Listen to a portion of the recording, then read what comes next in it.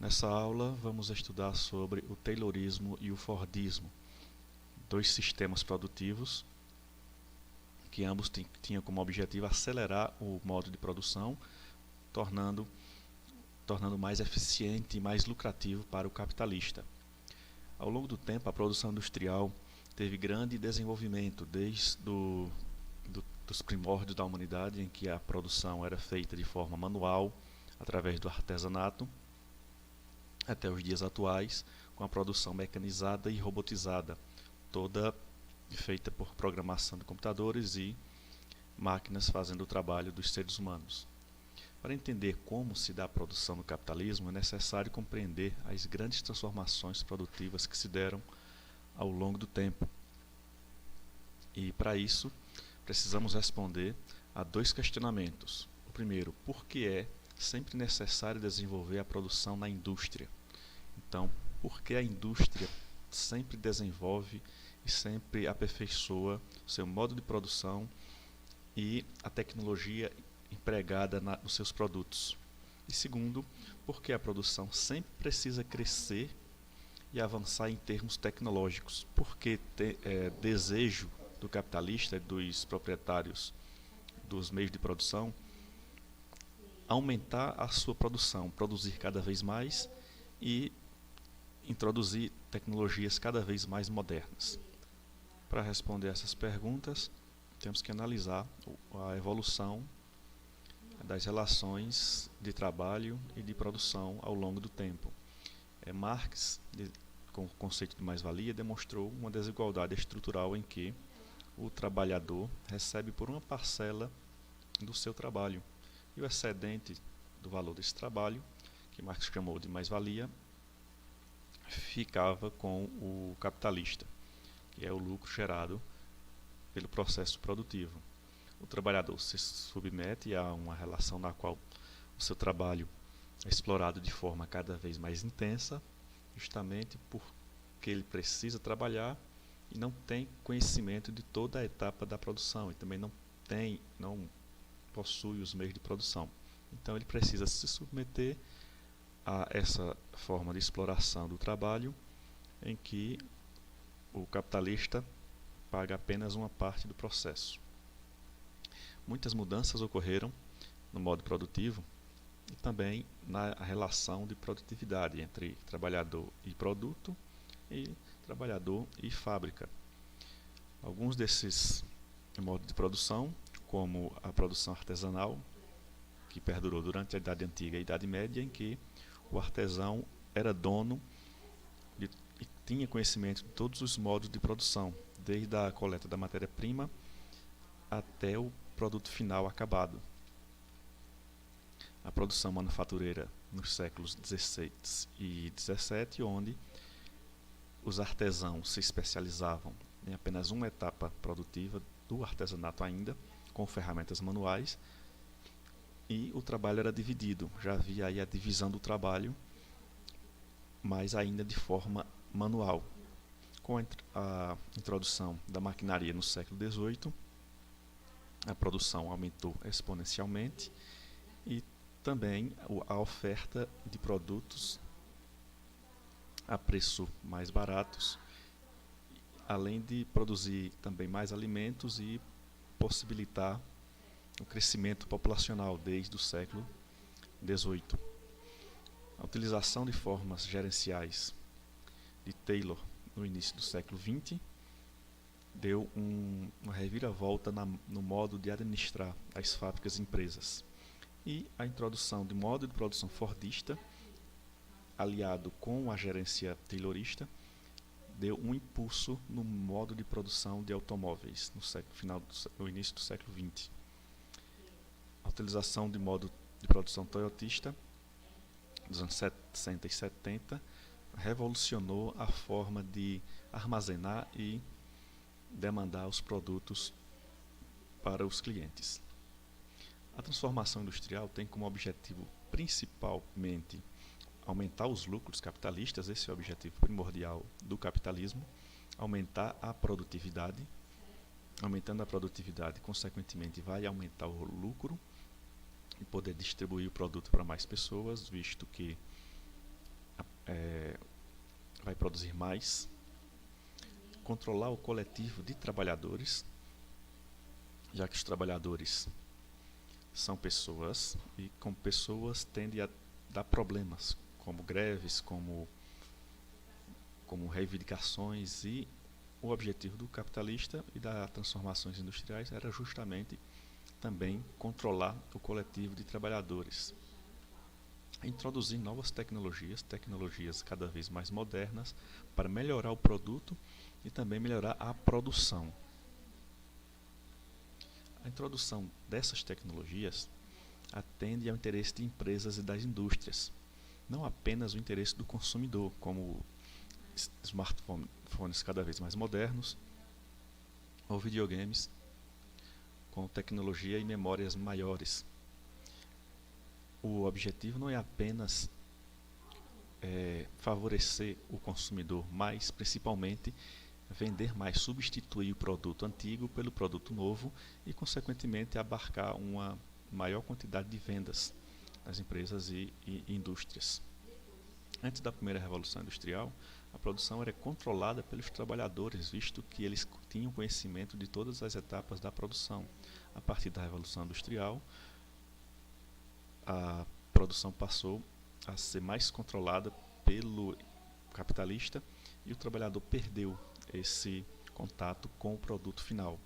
Os trabalhadores, antes da primeira Revolução Industrial, conservavam ainda o conceito de saber fazer. Ele sabia fazer a produção do início até o produto acabado. Com a máquina, o trabalhador perdeu o controle da produção. A máquina passou a exercer a maioria das funções do trabalhador e o trabalhador perdeu o contato direto com o produto acabado. Aumentar a produção é um fator positivo, pois aumenta a disponibilidade de produtos à disposição da sociedade, como por exemplo, a produção de alimento ocorrida no século XVIII, com a introdução de máquinas na produção rural, e isso favoreceu a população, que aumentou exponencialmente, que tínhamos 1 bilhão de habitantes no ano de 1800 e hoje temos mais de 7 bilhões de habitantes. Então isso favorece a sociedade de uma forma geral. Porém, isso traz condições negativas para o trabalhador, como perda de controle sobre seu trabalho. O trabalhador não tem mais controle sobre o que faz, ele é condicionado à máquina e às regras da fábrica. A sua capacidade política se enfraquece, ou seja, o trabalhador não tem mais capacidade de reivindicar direitos. O trabalhador não tem mais força política para reivindicar e promover ações em prol do seu benefício, visto que ele pode ser substituído, não há especialização suficiente para que ele seja indispensável como era antes. Com isso, o trabalhador produz mais, visto que ele está condicionado a aquele tipo de produção, e seu salário é reduzido, visto que a forma que ele trabalha é menos especializada. Se é menos especializada e qualquer um pode fazer o serviço, então o salário é reduzido. Cada vez que ocorre a redução dos lucros, os capitalistas tomam medidas para restaurar a lucratividade perdida.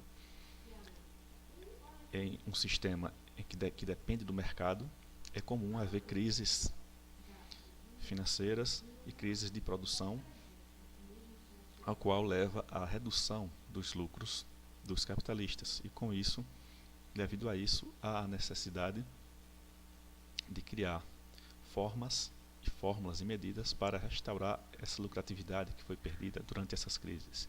Ao longo do século XX ocorreram duas grandes transformações produtivas no capitalismo.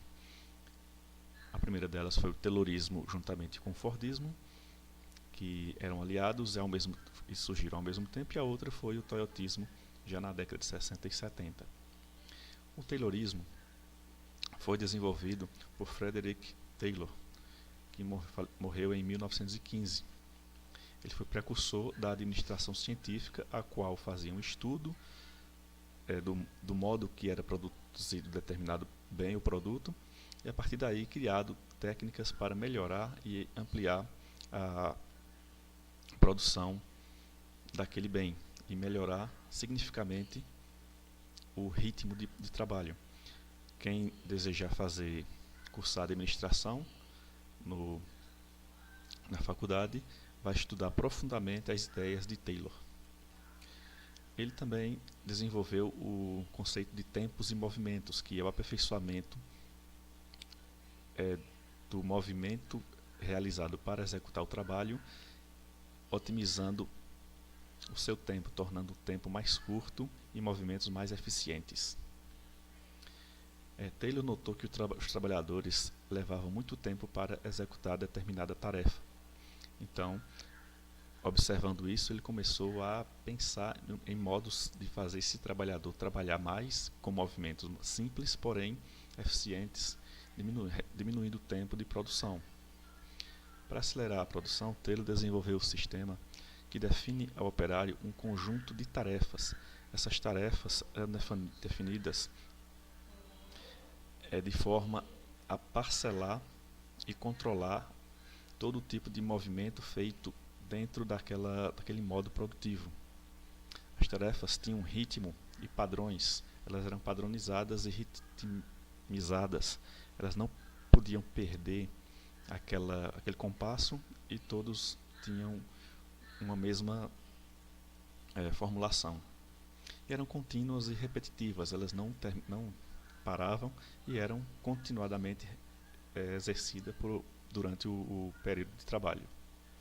Dessa forma, o trabalhador podia ser substituído a qualquer momento, visto que qualquer um poderia fazer aquele trabalho, e enfraqueceu politicamente a classe trabalhadora de forma a reduzir a média salarial, visto que eles tinham que submeter a esse tipo de serviço, pois não necessitavam mais ser tão especializados para realizar a tarefa.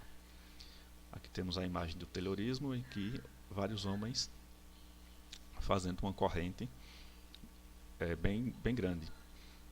E aqui os fiscais observando como um trabalhador executava a sua tarefa para tentar melhorar a forma de fazê-lo e também controlar esse trabalhador. Outra foto que mostra a administração taylorista. Era muito comum antigamente a introdução do trabalho feminino, em que cada um fazia uma etapa da produção desse bem aqui. E aqui no filme Tempos Modernos, de Charlie Chaplin, onde ele mostra como funcionava de forma cômica o Taylorismo e o Fordismo, em uma esteira móvel, onde cada trabalhador executa uma função para montar o produto, onde eles não sabiam o que seria produzido, não sabiam o que estava fazendo, apenas executando a sua tarefa repetitiva, a qual Taylor teria idealizado. O Fordismo foi idealizado por Henry Ford, que morreu em 1947, e que que estabeleceu a matéria-prima, que a matéria-prima é ininterruptamente trabalhada. Então, o bem deveria ser trabalhado desde do início até o fim para otimizar o tempo de sua produção. Então, Ford utilizou as técnicas de Taylor e também acrescentou a linha de montagem no processo produtivo, acelerando mais ainda as ideias de Taylor. Para aumentar a produção, Ford criou o sistema de controle da matéria-prima. Então, ele tinha um estoque controlado de matéria-prima para evitar estoque em excesso, controle da energia para otimizar o seu consumo e não ter que gastar energia excessivamente, controle dos transportes, controle dos trabalhadores, até mesmo em sua vida fora da fábrica, para assim eles terem melhor rendimento dentro de suas fábricas. Os trabalhadores passaram a ganhar mais e concorrer entre si por metas estabelecidas.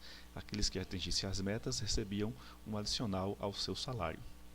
Ford controlava a vida fora da fábrica, controlando o consumo de álcool, controlando a vida dos trabalhadores e de suas famílias, e também estimulava o consumo de bens duráveis, inclusive os bens de sua própria fábrica de automóveis e de fábricas de eletrodomésticos. Aqui observamos uma linha de montagem nas fábricas da Ford, em que vários trabalhadores observam o carro e montam suas partes. Aqui também temos vários trabalhadores montando peças diversificadas no automóvel, no famoso modelo T de Ford. E aqui a única diferença é que atualmente a produção de automóveis é feita através de máquinas, de robôs programados, quase sem nenhum tipo de mão de obra humana. Então, nas fábricas modernas de automóveis, a robotização executa quase todas as tarefas, desde a montagem do chassi até a pintura do automóvel.